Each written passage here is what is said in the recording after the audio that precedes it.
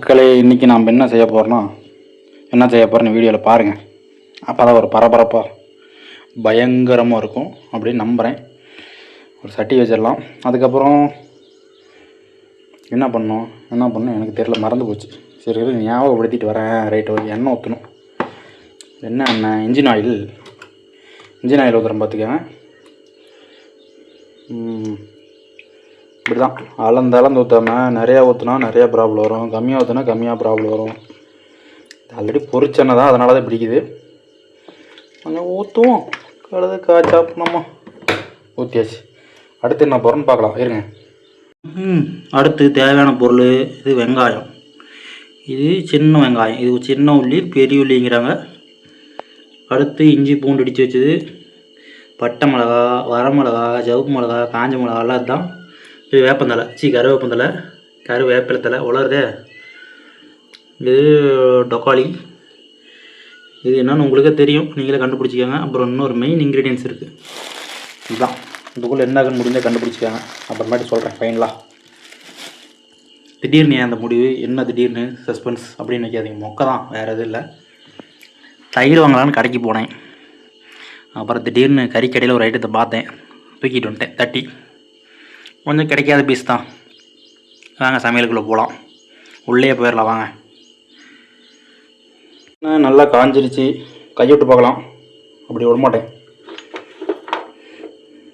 இதை போட்டால் தெரிஞ்சு வரும். காஞ்சிருச்சு. ஜண்டா வேகமாக போட்டால் மூஞ்சி ஜண்டா ஆயிடும். அப்படி போடலாம். இது ஒன்றும் கிண்டுவாங்களே, அதை காணுமே. நீங்கள் யாராவது பார்த்தீங்களா அப்படி கிண்டுவாங்களே? இது இருக்குது. அதை கண்டுபிடிச்சிட்டேன் தான் கிண்டுறது. இதுக்கு பேர் உங்கள் ஊரில் என்னென்னு சொல்லுவீங்கன்னு தெரில. எங்கள் ஊரில் கரண்டி கிண்டுறதுங்கிறாங்க. ஓகே, அடுத்து இது இது போடலாம். 2, 4, 6, 8னா 4 மிளகாய், வர மிளகாய். கிண்டிங் டைமில் ஏன்னா வயிறு பசிக்குது, அதனாலே இடித்து வச்ச இஞ்சி பூண்டு இல்லைன்னா இப்போ வாங்கிட்டுன்னு கேட்காதீங்க. நேற்று நம்ம சகோதரிக்கிட்ட சமையல் கான்ட்ராக்ட் ஒப்படைச்சோங்க. அவங்க என்ன பண்ணிட்டாங்கன்னா, என்னென்ன ப்ராப்பர்ட்டிஸ், என்னென்ன இன்க்ரீடியன்ஸ், என்னென்ன மெட்டீரியல் எல்லாம் ஒன்று தான், எதுவும் இல்லை அப்படின்னு சொல்லாமல் ஊருக்கு போயிட்டாங்க. திடீர்னு எந்திரிச்சு பார்த்தா காலையில் ஒன்றையும் காணும். சரி இருக்கிறத வச்சு உருட்டுவோம் அப்படின்னு ஒரு உருட்டிகிட்டு இருக்கிறேன். இப்படி தான் உருட்டணும்.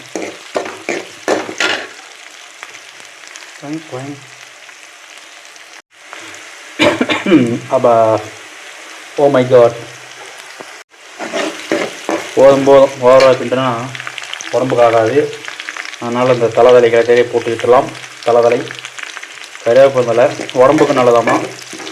நாம் என்ன பண்ணுவோம், முதல்ல போட்டு தாளிச்சிட்டு பாலா சொல்கிற மாதிரி கடைசியில் தூக்கி கீழே போட்டுருவோம். முடிஞ்ச வரைக்கும் கருவேப்பிலை தலையில் சாப்பிடுங்க, சட்னி வச்சு சாப்பிடுங்க. உங்களுக்கு கருவேப்பிலை தலைக்கு நாங்கள் எங்கடா போகிறதுன்னு உங்கள் மைண்ட் வச்சு நான் கேட்ச் பண்ணிட்டேன். இருந்தாலும் ட்ரை பண்ணுங்கள். அப்படியாவது இந்த கேஸ் வேறு பழுக்குன்ட்டு இருக்குது. என்ன யாப்பாகமோ தெரியல. வடை போச்சாங்க மாதிரி நான் வடை சட்டி கலந்துருக்கும்.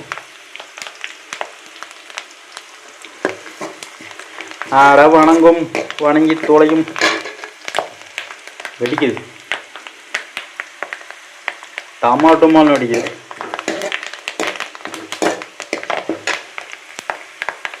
அடுத்து நறுக்கி வச்ச தக்காளியை போடலாம். இது ஒரு மொக்க காமெடிக்குது. நீங்கள் பண்டிகை யோசிச்சிருப்பீங்க நினைக்கிறேன். நறுக்கி ஏண்டா வச்சா மனுஷனுக்கு வேண்டாது, அது குழம்பு கைவிடணும்.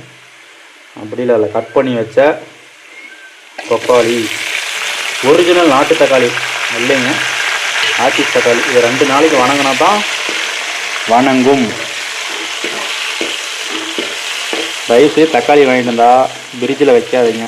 கம்மியாக வாங்கிட்டு வந்து வெளியில் வச்சுக்காங்க. ஏன்னா இப்போ இருக்கிற தக்காளி எல்லாம் ஹைப்ரிட் தக்காளி. ஃப்ரிட்ஜில் வச்சிங்கன்னா 10 நாளைக்கு கெடாமல் இருக்கும். அதனால் வணங்குறதுக்கும் 10 நாள் 5 நாள் ஆகும்னு நினைக்கிறேன். வெளியில் வச்சிங்கன்னா சீக்கிரம் கணிஞ்சிடும். வணக்கம்னா கொஞ்சம் சீக்கிரம் வணங்கிடும். அவசரத்துக்கு யூஸ் ஆகும்.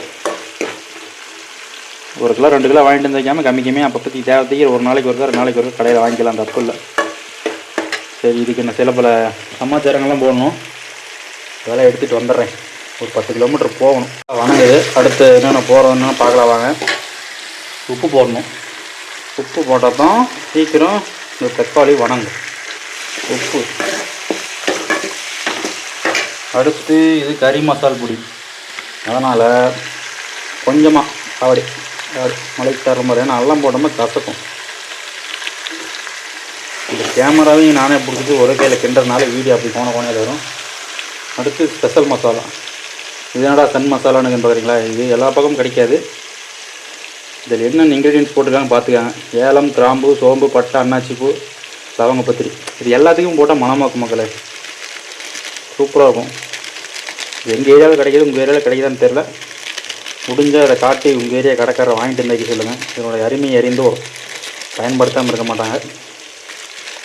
ஒரு பாக்கெட் போதும். கொஞ்சமாக நிறையா இருந்தால் 2 பாக்கெட் போட்டுக்காங்க. இந்த பாக்கெட் எவ்வளோ? 3 ரூபா ஒரு பாக்கெட், சின்ன பாக்கெட்டு. அவ்வளோதான்.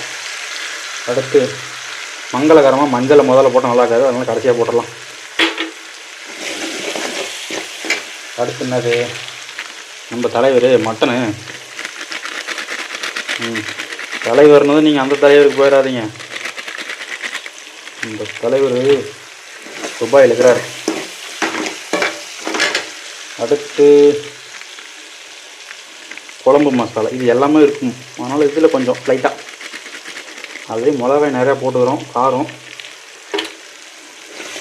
இருந்தாலும் ஒரு முயற்சி தான் செய்வோம். அடியில் பிடிக்காமல் அடியிலலாம் வளர்த்தி நல்லா கிண்டிக்கும். இந்த போட்ட மசாலா பச்சை வாசம், சிவப்பு வாசம், கருப்பு வாசம். ஒரு ஏசி மாட்டணும்பா. நான் வேர்த்து வருது. சாரி, ஏசி மாட்டுறதுக்கு ஓட்ட விட்டுருக்குறேன். ரவுண்டு ஏசி மாட்டணும்.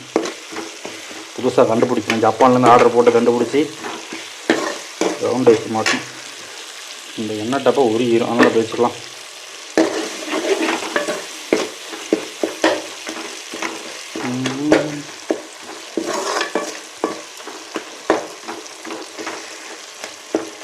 இந்த டிஷ்ஷு யார் சொல்லி தந்தாங்கன்னா, நம்ம சமையல் கலை சகலகலா வல்லவன் ஆடுகாடி குழும்பதும் யூடியூப் சேனல் பார்த்துருப்பீங்க. அதில் ஒரு திருக்கார் தலைவர், அவர் தான் ஸ்பெஷல் டிஷ்ஷு. இவர் வீட்டில் ஊட்டமாக வெளியில் போச்சுன்னா இந்த மாதிரி தான் சமைப்பார். சமைச்சு யாருக்கும் தெரியாமல் தின்னுட்டு சத்தமெல்லாம் கழுவி வச்சுட்டு வராமல் சொல்லி கொடுத்தாரு. அதனால் செஞ்சு பார்க்குறேன்.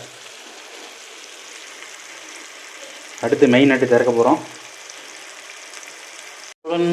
இதுதான் அது பார்த்துக்காங்க. நுரை ஈரல். ஆல்ரெடி கழுவி தான் வெட்டி கொடுத்தாங்க அப்படின்னு போய் சொல்ல மாட்டேன். தண்ணியில் கழுவுனாலே எனக்கு தெரியல. நான் கழுவு போகிறதில்ல. ஏன்னா ஆல்ரெடி இதில் தண்ணி தான் இருக்குது. நல்லா தான் நீட்டாக தான் இருக்குது. சும்மா எல்லாம் வீடியோவை கழுவுன்னு சும்மா கதையை விட்டு திரியிறாங்க. எல்லாம் போய் நம்பாதீங்க.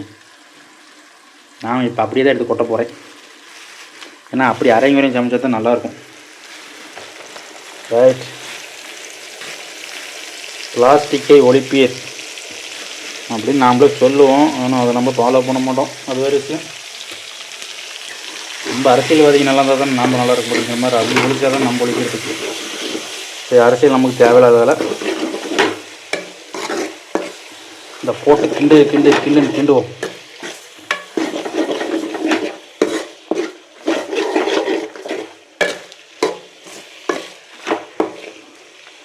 நுரையில் இவ்வளோக்குன்னு பார்க்காதீங்க.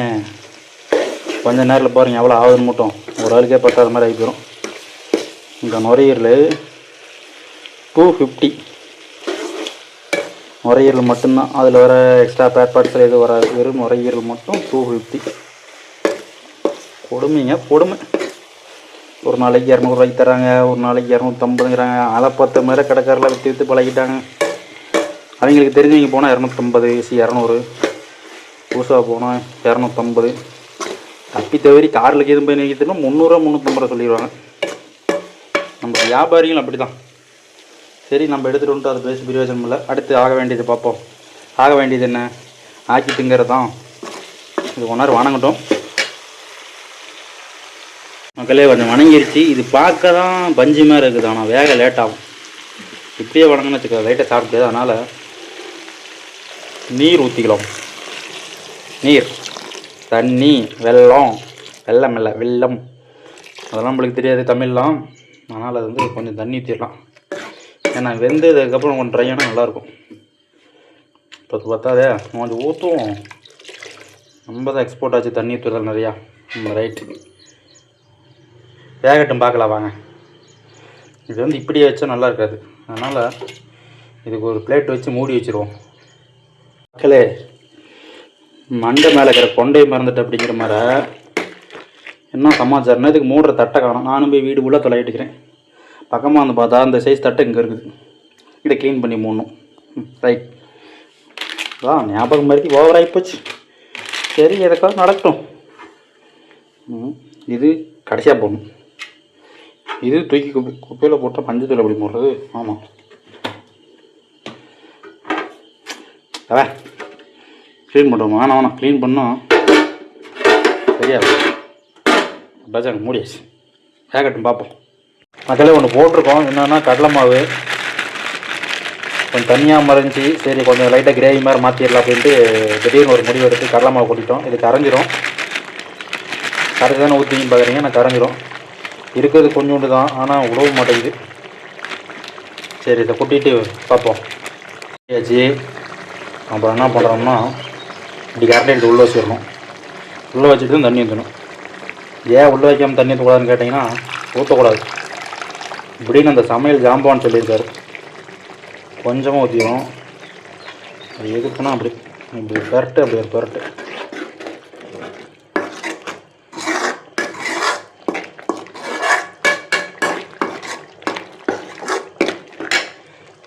ஓகே, இது பத்தாது, நம்ம வந்து ஊற்றி மறுபடியும் ஒரு 10 நிமிஷம் வேகணும். அப்போ தான் அந்த கடலை மாவோட கிரீன் ஸ்மெல் அப்படின்னு எங்கள் ஆயா சொல்லிச்சு. ஆயாப்போட இங்கிலீஷ் மீடியம் போச்சுன்னு கேட்காதீங்க, சொல்லிக்கிட்டு தான் போச்சு. கனவுல வந்து பச்சை வாசம் போகாது அப்படின்னு இங்கிலீஷில் சொல்லிச்சு. ஓகே, இது ஒரு 5 நிமிஷம் கொதிக்கிட்டுன்னு உப்பு இருக்கா, சர்க்கரை இருக்கா, புளி இருக்கான்னு நீங்கள் வீட்டில் பார்க்காதீங்க. இந்த குழம்புல உப்பு இருக்கான்னு மட்டும் நக்கி பார்த்துக்கங்க. அது அப்படியே வாயில் ஊற்றினாலும் சரி, எப்படின்னு ஊற்றி டேஸ்ட் பார்த்துக்கங்க. ஓகே, நான் அடுத்து சாப்பிட்றப்ப வீடியோ எடுக்க காட்டுறேன். நேரில் போன் கீழே வந்து சல்லியாக நொறுங்கி இருக்குது. சின்னதாக ஒரு கேக் எடுத்து வச்சுட்டேன். அடுத்து ஃபைனலாக நம்மளோட இதை இறக்கிட்டோம். இது இதுக்கு ஒரு பேர் இருக்குமே, மல்லித்தலை ஜண்டா போய் தொலை இருக்கிற பேய் பேடியெல்லாம் ஓடி வச்சு மேலே குழம்பு மணக்கம் கும்பு கும்புன்னு. வாங்க சாப்பிட்லாம். பழைய சோறு தான். ஏன்னா பழைய சோத்துக்கு தயிர் வாங்கலாம்னு போனேன். தயிர் வாங்க போகும்போது தான் இதோட ஞாபகம் வந்துச்சு. இருந்துச்சு கடையில், எப்படியும் கிடைக்காது. சரி ஓகே, இன்றைக்கி சண்டே வச்சே அப்படின்னு தூக்கிட்டு சமைச்சிட்டேன். வாங்க சாப்பிட்றத பார்ப்போம். டஜன் அடுப்பா பண்ணிட்டேன். சாப்பிடுச்சா? இது பழைய சோறு, அதனால் அப்படி தான் இருக்கும். சுடு சாப்பாடு தான் சூப்பராக இருக்கும். ரெடி ஆயிடுச்சு. இது சுட்டு கொழுப்பு பாருங்கள், ஒரு கிரேவி மாதிரி ஒரு தண்ணி குழம்பு. இந்த கடலை மாவு கொஞ்சமாக போட்டால் நல்லாயிருக்கும். வாங்க மக்களே சாப்பிட்லாம். இந்தாருங்கள், ஆக்காட்டுங்க எல்லாரும் வாங்க அப்படின்னு சொல்ல மாட்டேன். நீங்கள் வரத்துக்குள்ளே காலி பண்ணிடுவேன். ஓகே, நன்றி, வணக்கம். அடுத்து வேறு வீடியோவில் சந்திப்போம்.